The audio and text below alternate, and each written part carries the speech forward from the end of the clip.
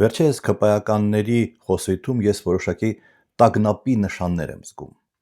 Նրանց մասնավորապես անհանգստացնում է, որ որոշակի համախմբում կա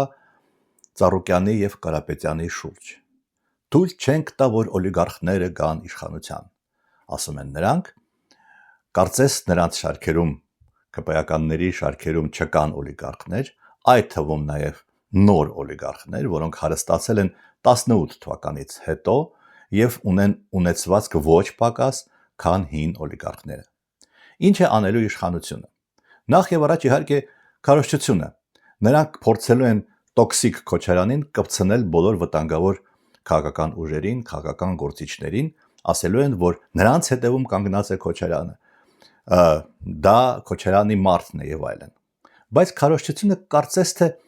այնքան էլ էֆեկտիվ չէ այսօր։ Նրանք դիմելու են նաեւ վարչական միջոցներին։ Ինչպիսի։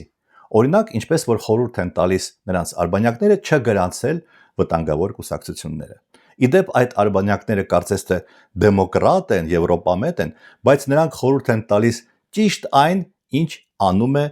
տասնամյակներ շարունակ անում է Պուտինը։ Եվ երկրորդը, ընտրություններում պարտվելուց հետո նրանք կարող են դիմել գրպանային սահմանադրական դատարան, որը կչեղարկի այդ ընտրությունները։ Մի խոսքով, հենց այնպես Փաշինյանը իշխանությունից չի հեռանա։